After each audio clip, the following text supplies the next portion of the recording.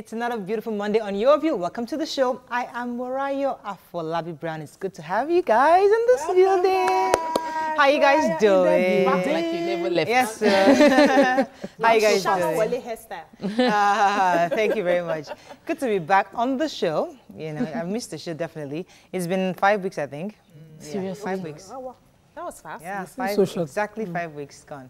But my maternity is actually 3 months, but I just come and be doing the show and I run away. So how are you doing, Topsy? How's your weekend?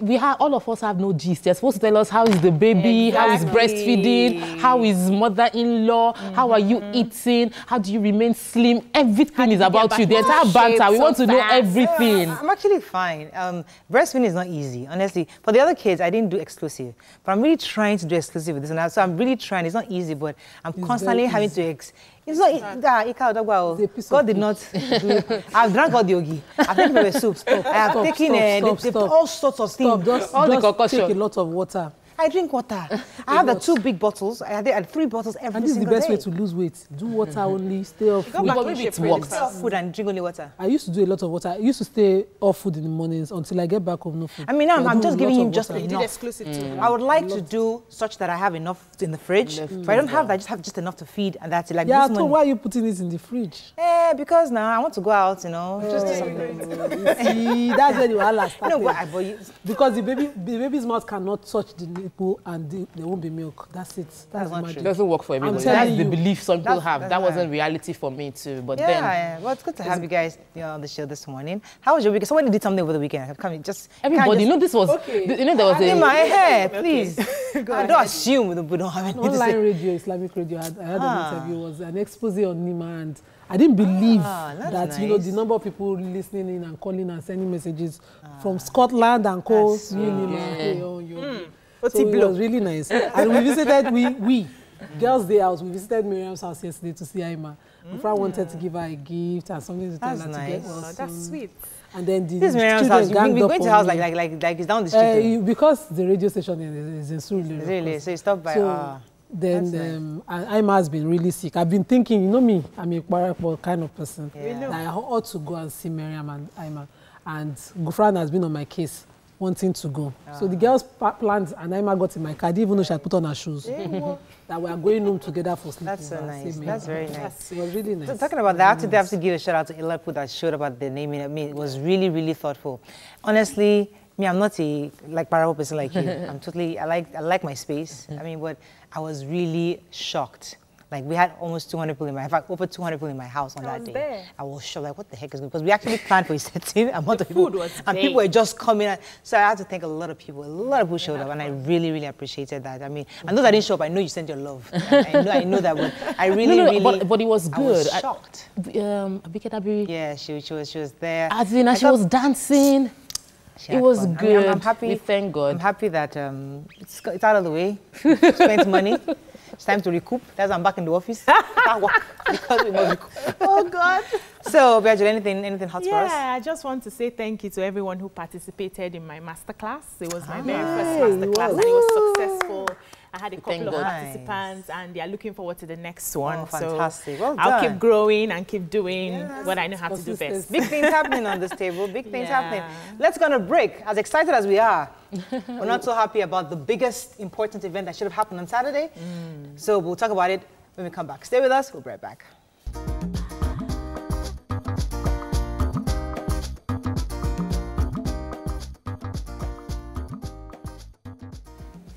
So we're going to start with the punch. As expected, everything is about INEC and their postponement. So we'll start. APC, PDP defy INEC, vowed to continue campaigns. We'll take final position on electioneering today, says INEC. Poll delay, INEC lied about weather, says minister. Customs officer shoots civilian friend dead. Pray our elections may not hold. Can warns Nigerians, 8 die in Ogun auto crash. Expectant mother injured. Postponement APC National Caucus meets in Abuja today. My life is in danger, Kogi Deputy Governor cries out. Probe PVC supplied by APC candidates firm, Secondus tells INEC. So Khan is telling us very quickly that please, if you don't want the election not to happen this weekend, pray hard. 7 days prayer must go on, according to Khan. All right, which other story You do didn't finish the story. No, please. What's I the was story? saying. Okay, Wait, they were also saying that according to the revelations they've gotten so far, that if we don't want, because what they are seeing in the spiritual, if we don't pray as hard, it's going to happen and it could cause war and agony. And also they are deploying 1,000 accredited election observers. This is the very first time CAN is doing that to make sure that they observe elections across states. So it's a good one for them. It's always good to pray for your country. We are implored even biblically to pray. But I do not want us to focus so much on prayer as opposed to building capacity in our people, getting everybody aware, getting everybody to go there peacefully, queuing up. We had violence on the day of the election because of postponement. People were not peaceful, and it's not about prayer. That is just telling people to use their brains. Right. Okay, any other story in Punch? The accident that happened in Ogun, yes, Ogun State, right. So this car rammed into a bus at, I've forgotten the area, and I thought I knew it naturally, at Ogun State, traveling, and 4 people instantly died. But a pregnant woman and a little boy were the ones who survived. They're in hospital. Of course, it just goes to, reckless driving. And, right. Pretty sad. Well, I'm glad that hopefully we can get some more survivors there. Moving on now to The Nation. Buhari, no plan to remove INEC chairman, says Yakubu. No plan to remove INEC chairman Yakubu. That's according to the president. Army neutralizes 5 Boko Haram terrorists. Kwara APC running mate takes Otoge to churches. I read that article. El Rufai under fire over death toll. And RCCG, MFM, others shift programs. So the Otoge church campaign, the APC running mate in Kwara State, has been going around to churches. He went to CSC, he went to RCCG, he went to ECWA, he went to just to tell them, saying that it was being postponed, but they should come out to pray, just sensitizing. Well, I guess he's taking the opportunity of the last Sunday before the campaign to mobilize. So it's the major story there. Yeah. The army, the Boko Haram terrorists had to come for a fight, came to their base prepared with about 4 trucks, and then there was an altercation between them. They lost their lives. Face off. They lost their. They were able to get at least 4 of them gunned down. Right. They recovered ammunitions from them, about 9 AK-47s and all of that. And my own is the boldness for which they came to their base to fight them. These people are getting very bold, and we've been hearing they've been, they are trying to curb them. They are trying to hold them. They're becoming daring, in really this Nigeria that we are. They faced an executive governor's convoy and attacked the Borno State governor in Maiduguri on one of his rallies within the state. It cannot continue like that. Let's move on now to Daily Sun. Suspended campaigns, INEC under pressure. We will continue electioneering in line with Electoral Act provision, says PDP. We'll continue campaigns, says Ashomali. Opposition parties can go ahead, says CUPP. FG begins civil service ease of doing business reforms. Kajuru killings, El Rufai community trade blames. Airports operated 24 hours on February 15th, says Nama. Anambra community cries over herdsmen attack. So Nama, that's in national airspace. Screaming out that because part of the excuses given by INEC. Main excuse, actually. Yes, by INEC. Was logistics. Now, the logistics involved also aeroplanes and the flying. And Nama came to speak up that during that day, the day that they are saying, they had 24 hours of active flights in and out, international and local. So the excuse, we're going to wait for INEC, the chairman of INEC to respond. Cited logistics and weather as one of some of the reasons for the postponement, which they are countering. Well, we're talking INEC today, so we'll hopefully get a call from one of them to clarify some of these issues. Let's move on very quickly now to New Telegraph. We've lost billions to election mobilization, says candidates expected. Governor says over 600 million was committed to botched elections in my state. Another says, and a senatorial candidate says, that I spent over 150 million between Thursday and Friday mobilizing party agents. Governor's ADC withdraws deputy governor's security aid. Achuba, my life is in danger. Kogi CP, we're resolving the issue. Diet soda increases stroke risk for older women. Woman forges LPOs, defrauds church of 100 million naira. Benue LG, APC chair shot dead. Youths want Abia Rec redeployed, alleged compromise. Outrage as customs officer kills man over 5,000 naira bribe. And banking sector defies political risks, gained 326 billion in 2 weeks. Which story are we taking now? Deputy Governor of Kogi. Yes. So Achuba, the Deputy Governor of Kogi, said on his arrival from on his return from his village after a visit, he found all his security detail had been withdrawn. He found his office and his residence totally empty of security. And as a sitting Deputy Governor, these are details that are extremely important to his security. He has called on the Commissioner of Police, who said immediately that they will investigate into it. And they are saying it's the ADC to the governor who ordered the withdrawal of the security. I would like to say, this is a constitutional right that he has. It's a constitutional provision that must be given, and it must even be taken away on anybody's discretion, powers or discretion. But the police already mentioned that they were going to look into it and return security aids to him. I want to talk about the diet soda. So the research done on 82,000 menopausal women confirmed that there was a direct link between drinking diet soda, drinking soda drinks generally, fruity, artificially sweetened drinks, and blocked arteries. And blocked arteries causes stroke. So if you are watching or you know someone who is old and just loves taking carbonated drinks or... We call it minerals. Please just stay away from them. But they're saying the diet ones, not the... Yes, diet soda. Because most of people try to stay away from regular soda, trying to think that there are less sugar in those ones. Aspartame is what they use to sweeten it, and it's really dangerous. Moving on now to Vanguard, very quickly. INEC parties are daggers drawn over campaigns. They have quotes here from Oshomole, Yakubu, and Kokanso, and I think they are just pretty much saying that they're still going to continue the campaign, even though it's been postponed. Polls shift, Buhari apologizes as APC caucus meets today. INEC ad hoc staff, core members stranded in Ondo. Customs officer kills man over 5,000 naira. We'll talk about that later in Let's Talk.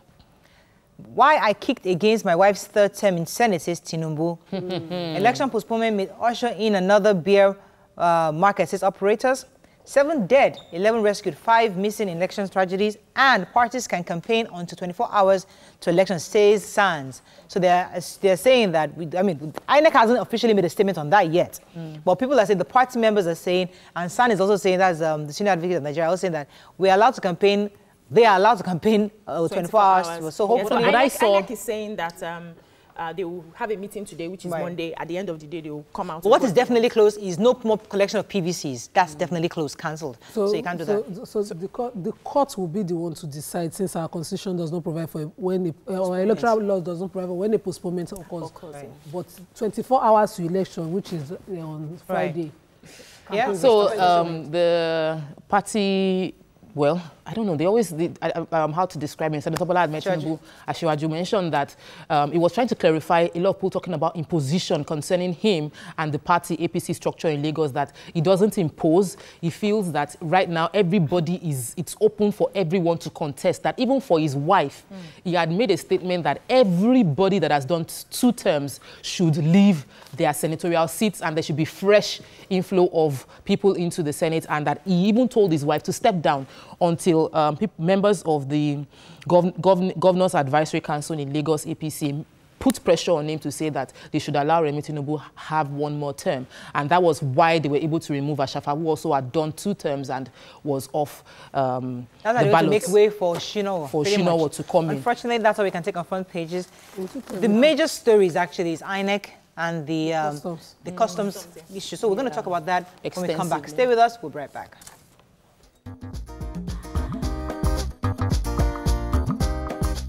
Stay tuned. Your View will be right back. Thanks for staying with us. So as we all know, elections have been moved a week to allow INEC complete all distribution and logistics setback. Some have called it a colossal disgrace. Some say it's a national embarrassment. Others have said, hey, it's an act of God. What are your views on the postponement of the elections? Joining us first is a lawyer and public affairs analyst, Mr. Olarewaju Suraj. Welcome to the show, sir. Thank you. Good to have you on to join the conversation. Pleasure, yeah. Good. And we also have with us on the phone the INEC PRO Lagos, Mr. Femi Akimbi. Good morning, sir. Are you there? Good morning. Good to have you on the show. Thank you so much. Now, I think our first question to you, obviously, we know lots of people have been asking questions since Friday, but I think for me, what's more pressing for me to know is, for INEC, the items already distributed, the PVCs, not the PVCs, the material, sensitive materials already being distributed. How are we sure? How secured are they, especially within the northern and southern parts of the countries? Because we're really worried about security issues. So I'd like you to, especially within Lagos, actually, because you're a Lagos representative, tell us how secure are these sensitive materials? Thank you so much. After the postponement, there was an instruction from the INEC headquarters that all the materials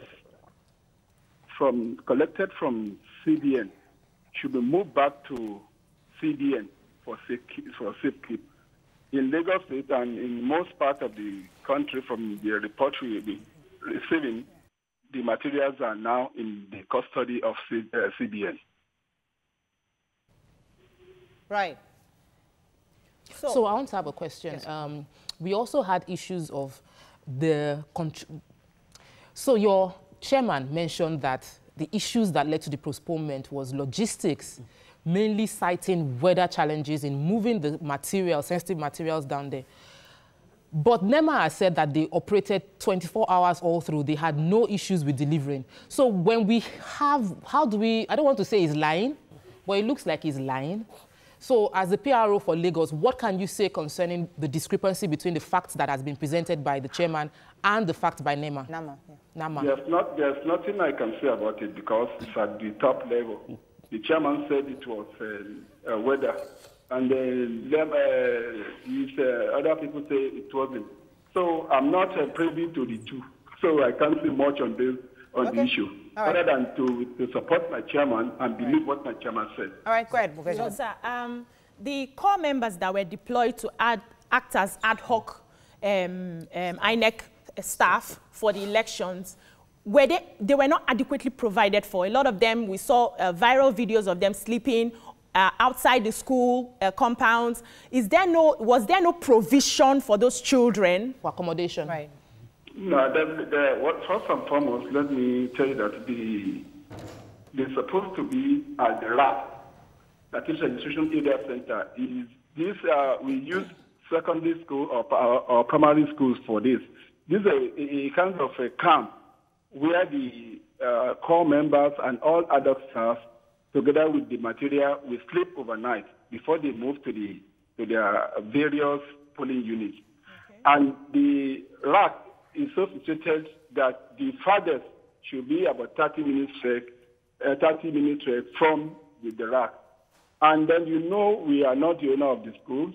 We are not the owner of those primary school or secondary school. Some actually prepare for it. Some did not have access to it on time for preparation. But notwithstanding all these kind of things, the shady preparation for the rack is now being put in proper perspective this time around. Let me come to that. So as you are the PRO for Lagos, how prepared were you in Lagos for the elections before the call? Because you see the elections was cancelled at 2:56 a.m. in the morning. Were you ready to go before that call was made? How ready? What would you say your level of preparedness was? We are ready to go before all of us had the news on the television. And then, the situation is that some states in the country did not have half of the materials we have here in Lagos. Okay. And this material, by the time they want to deploy them, they may arrive at the polling unit very late.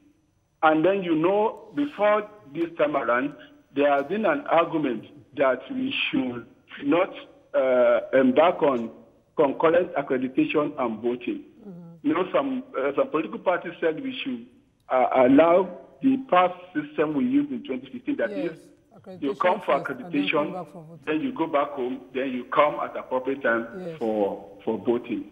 But we believe that by the time we now deploy the materials and at the time they are ready, they are on ground, they may get to the polling unit late, and it may cause a kind of problem nationwide, and that is one of the most reasons the election is just because we not get to the polling unit on time. Okay, we have to round up with you, but the truth is that there's nothing we can do about the Nigerian factor. It's part of our lives. I mean, these things happen. So what kind of assurance can you give us that this won't happen again on Saturday? I won't even believe it. Yes, honestly, this thing will not happen again next Saturday because all arrangement is now being put in proper perspective. Right. For instance, the material that we received has been taken back to CPN in addition with those that have been in the CBN to be given to these people. Definitely, all other arrangements that have not been done properly, within these few 7 days, it will be put in proper shape. Thank you very much, sir. And I'm assuring the Gaussians that come 23rd of April, election will go on. Thank you very much, sir. We got that assurance last week, so we just hope. Exactly. Unfortunately, we have to run up. But let me get your thoughts on what his comments were. Let me get your thoughts, and I'll come to the ladies. What do you think generally on the INEC feedback? I think the first thing, unfortunately, for INEC and for Nigerians, and Nigeria as a whole, is the fact that people are not held accountable and are not made to pay for this kind of national embarrassment and calamity that we've experienced from 2003 to date. In 2003, we had the same situation where election materials were arriving in the country after the election.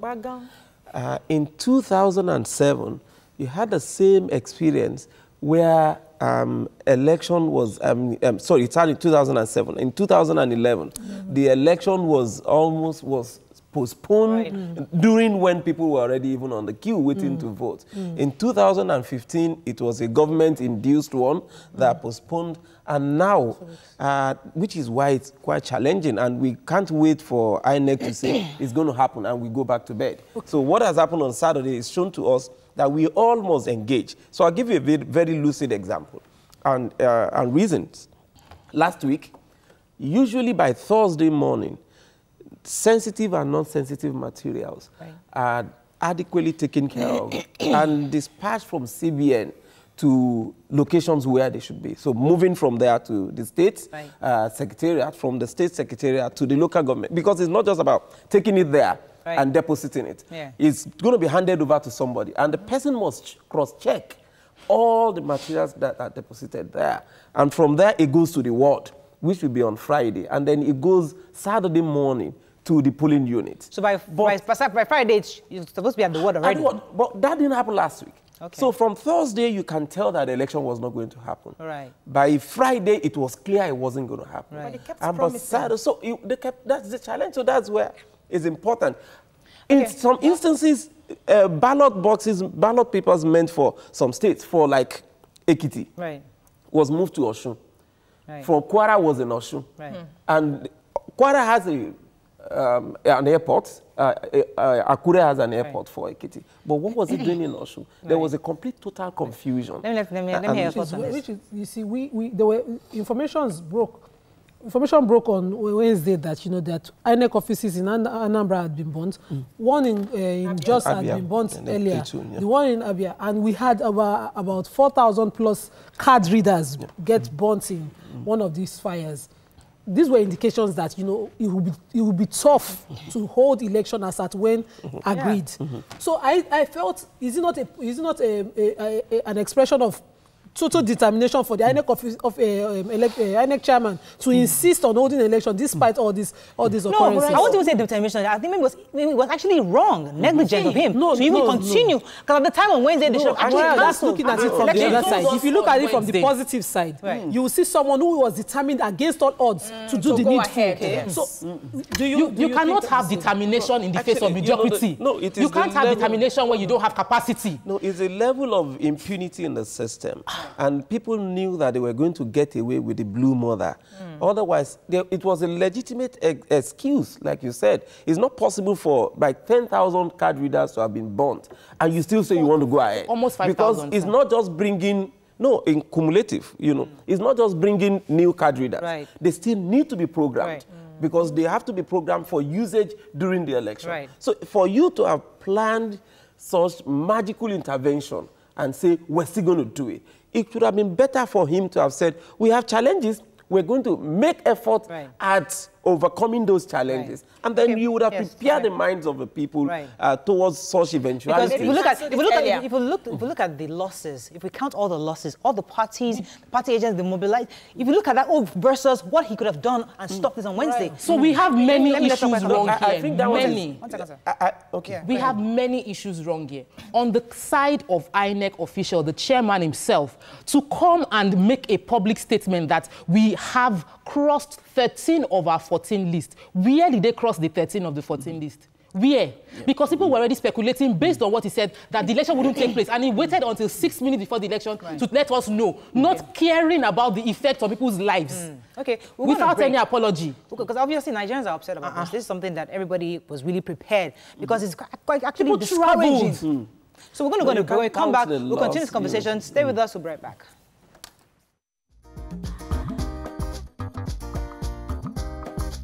Stay tuned. Your View will be right back.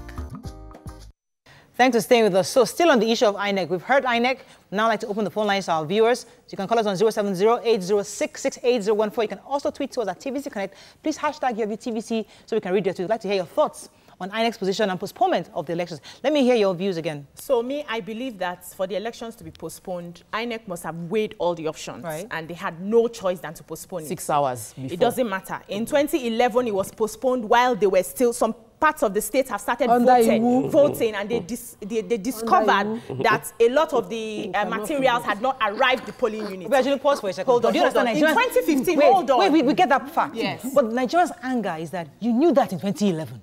Why is it still happening? You knew it in 2015. So that's the issue. So you understand insanity. But the problem is why is it happening? Now is INEC is a body, and they have people that are working under them. So they give that direction. Everybody goes to do what they are supposed to do. The problem is the people not doing exactly what they are supposed to do. You don't just start sacking.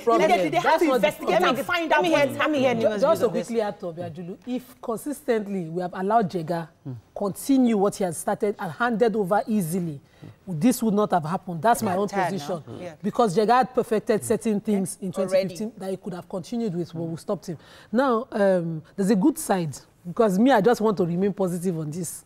But there's a good side to the fact that parties had already expended monies that some people are alleging will be for vote buying. And parties, you will see, you saw the APC chairman, you saw the PD, they were obviously aggrieved at the press briefing.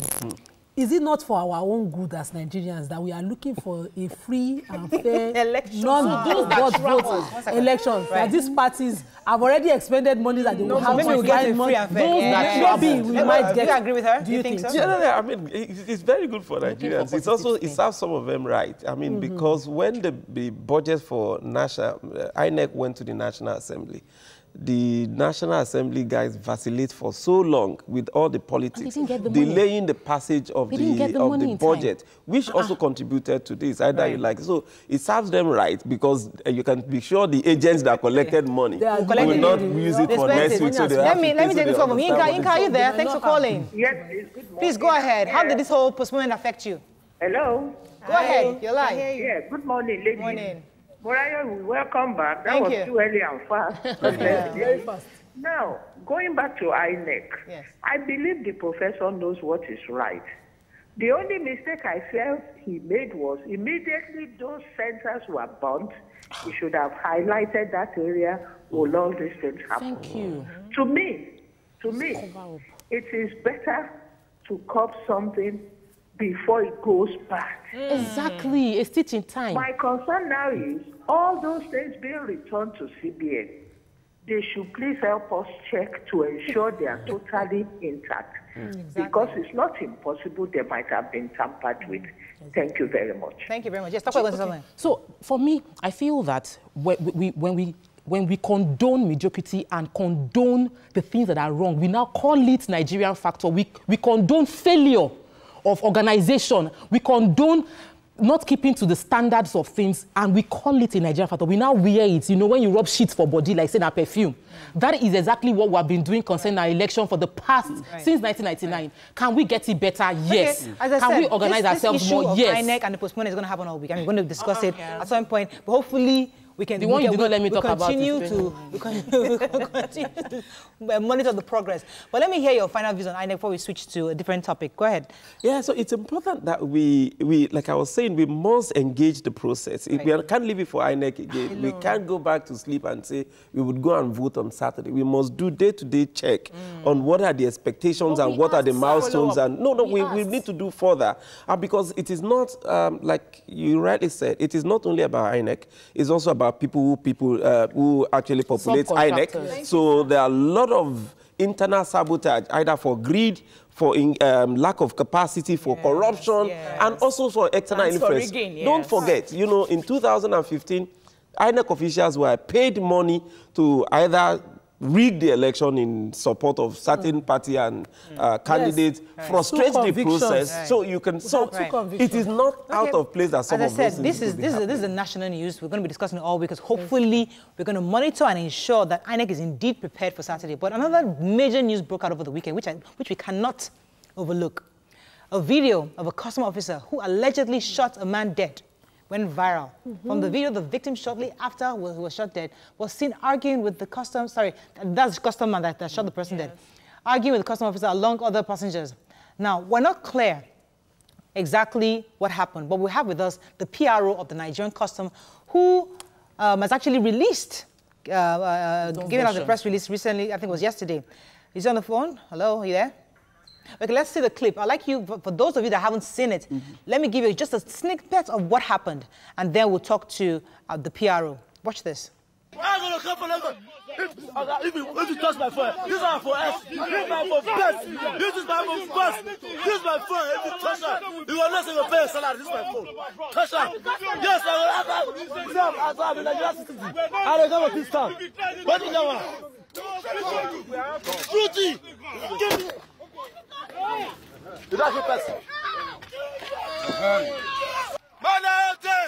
All right, so for those of you that haven't seen it, what happened there, according to what we saw, is rancor that happened amongst custom officials and some passengers in the bus.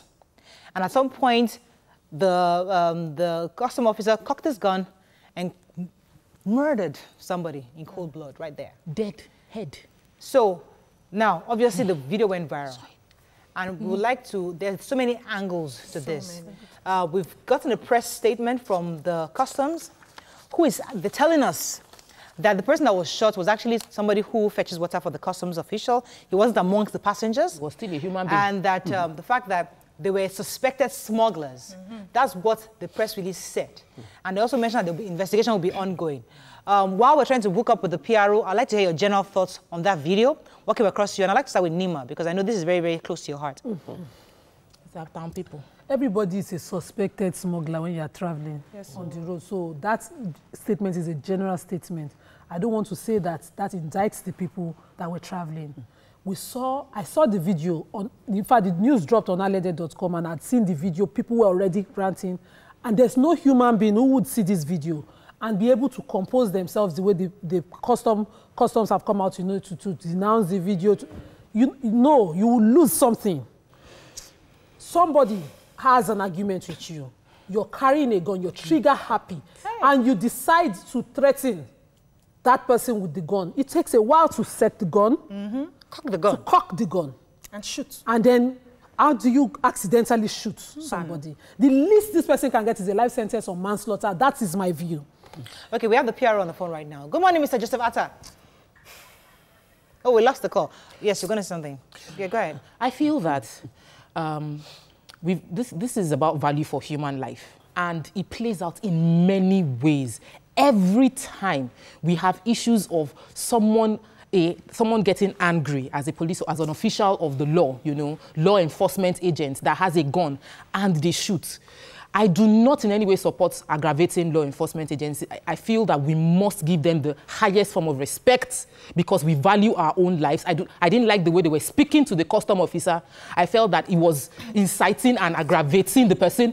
However, to whom what much is given, much is expected. Once they have given you a gun, it comes with training to control yourself. Murayo, the boy, there was blood coming out from the man. He was on the floor, like he was bleeding out from the head. I listened to an audio which was sent to us by an official from the customs.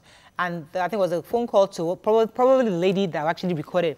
And she was acknowledging that, yes, there was an initial restraint from the passengers in opening up their luggages because they didn't want to let the customer, the customer was asking, everybody come down, identify your luggage and open.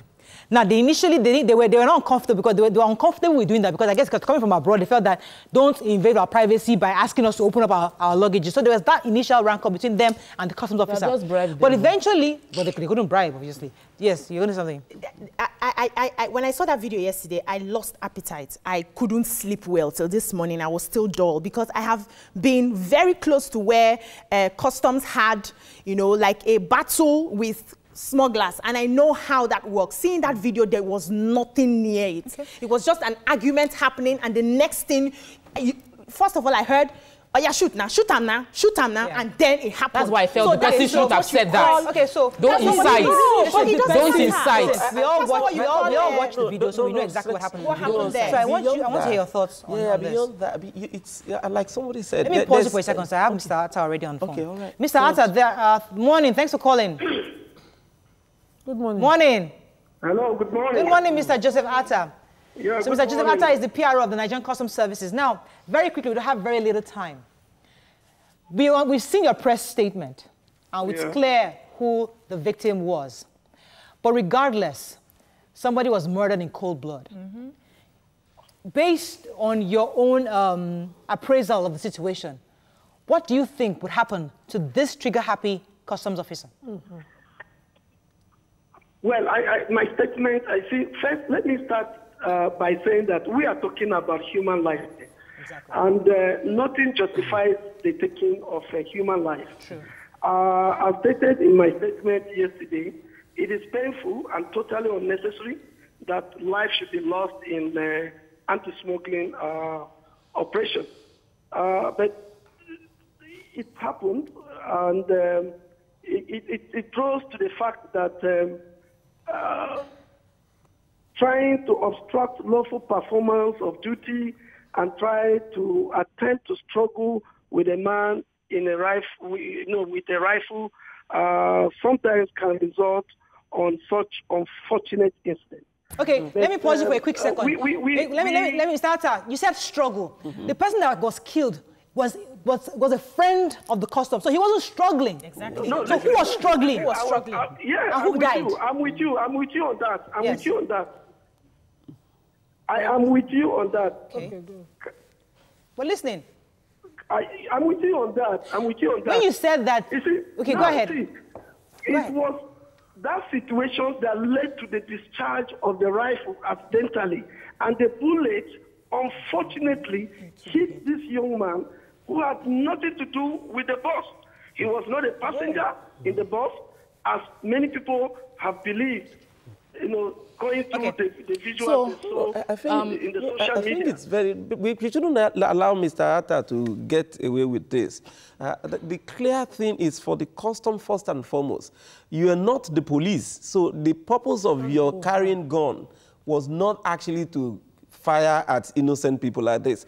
There was no basis for even an attempt to threaten with shooting a gun. Wow. So the first thing is that officer must not only by now be in custody, must actually be charged for murder and not even manslaughter. First of all. That is the clear one here. And I think there's a need for civility. I've had instances, even me traveling out of the country, at the airport, you are asked to open your box, and sometimes you feel embarrassed because my boxers and everything are usually just scattered there. So how do I feel easily opening it before everybody? So if your officer is saying, open whatever in the box, everybody will feel a sense of reluctance, especially when you don't have any basis for such. It is allowed. Let Mr. Atta respond. Mr. Atta, go ahead, please. Well, it would appear that my friend there has his judgment already made. And the purpose of any investigation is to dig deep into the root cause of any incident. I agree. As I said, I agree, Mr. Atta, and which is why I would rely on the video to ask this question. Any human being should condone. I agree, which is why I would rely on the video to ask you this question. We are going to look at the weapon handling skills of this officer. Exactly. If a better weapon handling would have avoided this unfortunate situation. Can a civilian, can a Nigerian hold their phone and make a video while a custom officer searches their bag? I'm relying on the video now because what brought the altercation was because somebody opened the phone and wanted to make a video, and the custom officer attempted to seize the phone. Yes. And he said, no, you can't take my phone. It's personal property. It's an iPhone 6, whatever 6, and I can pay your salary. And those were the provocative words. Can a Nigerian hold a video and a phone and make a video while you search their bag? Is it fine? No. Have you listened to the audio record of one of the passengers? Yes. That is also going around. Yes, I have listened to that. Yes. Please answer the question, sir. If you have, you would have agreed with me that yes, the man that died was not a passenger. I think. Please answer the question, sir. We're not talking about who died. We're talking about the shooting of a gun. As I said, we are already in touch with the family. It is not something that should be condoned by any sane human being or organization. Nigerian Customs Service does not encourage that. Certainly. These officers will be subjected. Quick one. We have to go on a quick break, sir. Unfortunately, I have to pause you for a second. When we come back, we'll continue this conversation. Don't go anywhere, sir. We'll be right back.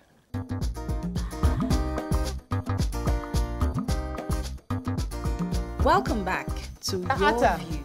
Thanks for staying with us. There are two questions we asked that you've not answered, though. But we'll let it slide. Tokwe, go ahead. Okay, so most people that travel along these routes, like Lagos to Benin or Lagos to the east, would say that we have regular custom checks. You see one, an hour after, you see another one. In most cases, because you want to be fast, you tip them. And I've been in that situation, and I'm like, just quickly give them, tip them, so that we can go fast. Why do we have intermittent stop on a stretch of road? There is no turning, nobody is coming in. You have just been checked. An hour after, you have checked another person over and over again. This repetition frustrates travelers. What can you say concerning this, sir? Well, in line with the federal government policy on ease of doing business, we have been fine-tuning our anti-smuggling strategies, which includes collapse of checkpoints, limitation of checkpoints to 40-kilometer radius of the border. But then, where there is information that something could be passing, the roving team goes around and occasionally returns to a particular point, but not a regular checkpoint. And this particular team is one of such patrol teams that patrols that route. After going round, they come back to a particular place, that interchange, freshen up, and then go again. Okay. It was one of such returns to that particular spot. Two questions quickly, sir. All right, point taken, sir. Thank you very much. Two questions quickly, sir. What is your relationship with the registered bus operators along these roads? Because reference was made to this particular bus that was chartered as having a relationship. That was one of the comments of the driver. And then number two, an establishment that is not constitutionally provided for to have a martial court, is the customs going to handle this themselves or hand over this particular officer to the police for proper investigation, so we have a very transparent process? Let me tell you that in terms of relationship, let me respond to that. If, I don't know the definition of relationship, because if relationship means ability to grant a kind of free passage, then there shouldn't have been any issues or altercations that resulted into this unfortunate incident. As regards ability to deal with our officers, Customs, I must remind you, is a paramilitary organization. We have orderly room trials for operatives who cross their limits, and once operatives are tried and found guilty, they will be dismissed and handed over for prosecution in. But this is a murder case. This is a murder case, a bit different. Is it the same that goes for the murder case? I am saying that once you are caught in any situation, the first thing to do is to subject you into that process, dismiss you, hand you over. And you will recall that in 2017, the issue of 661 pump action rifles in Apapa, 5 officers went through this procedure. They were dismissed, handed over, and their prosecution is ongoing. Right. Thank you very much. So, let me just slide in a few sweets. Okay, Jennifer Nwuli says, it's very obvious they are covering this case up. Please, can we have a better intelligence team for investigation in Nigeria? Philip Nwosu says, considering the fact that these people were coming from abroad, could they not have been searched by a customs person at the airport? Why can't customs man the ports? Then Ogbeni says, all our law enforcement officers seem always trigger happy. Yes. The reason for this is not far-fetched. Many of them are usually under the influence of alcohol. We have to go. Let me let you have the last word. Any thoughts on... I think that there's a need to for the custom leadership to actually change not only about orientation but even operations. It's a statement of fact that you have custom officials at the airport. Right. So for even at the cargo section of the airport, you have customs. So having them on the road, I think usually is only meant to deal with vehicles that are supposed to have underpaid, duties and not going into different bags of, citizens, and that is actually crossing the limits. As I said, we can't exhaust this conversation. It's going to be happening all week. We'll continue this conversation later. Have a fabulous day. We'll see you tomorrow. Bye-bye.